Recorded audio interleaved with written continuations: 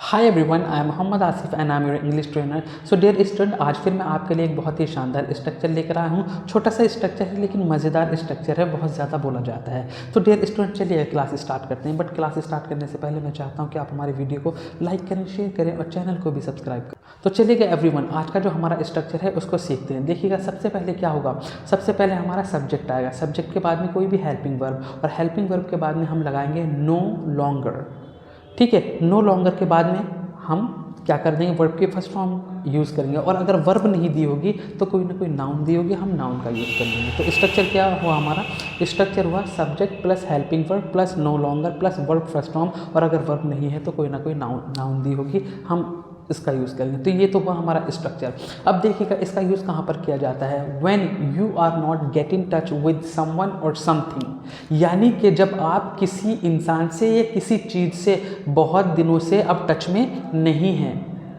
ठीक है, अब देखिएगा किस तरीके से बोला जाता है, सेंटेंस में बोलकर बताता हूँ, आपको समझ में आ जाएगा। जब मैं इस तरीके से बोलता हूँ ना कि अब वो इंजीनियर नहीं है, बोला जाता है कि नहीं बोला जाता है कि अब हम दोनों दोस्त नहीं हैं।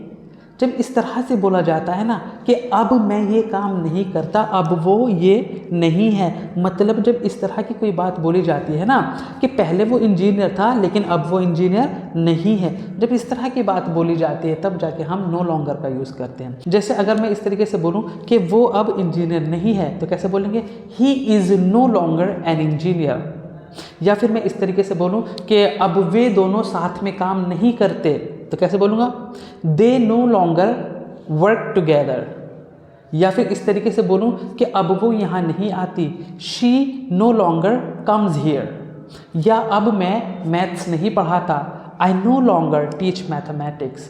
तो माय डियर स्टूडेंट, जब इस तरह की कोई बात बोली जाती है तब जाके हम नो लॉन्गर का यूज़ करते हैं। मुझे उम्मीद है आपको समझ में आ गया होगा, लेकिन एक सेंटेंस मैं आपके लिए भी बोलता हूँ, आप भी उसको कमेंट बॉक्स में बनाइएगा। जैसे अगर इस तरीके से मैं कहूँ कि अब वो डॉक्टर नहीं है, तो कैसे बनाएंगे डियर स्टूडेंट। एक स्टूडेंट इस सेंटेंस को आप बनाइएगा। और हाँ, अगर इस स्ट्रक्चर से रिलेटेड या पीछे कोई भी स्ट्रक्चर आपने सीखे हैं उनसे रिलेटेड कोई भी दिक्कत आती है तो आप कमेंट बॉक्स में मालूम करना ना भूलें। I hope you may have understood this structure. Thank you very much.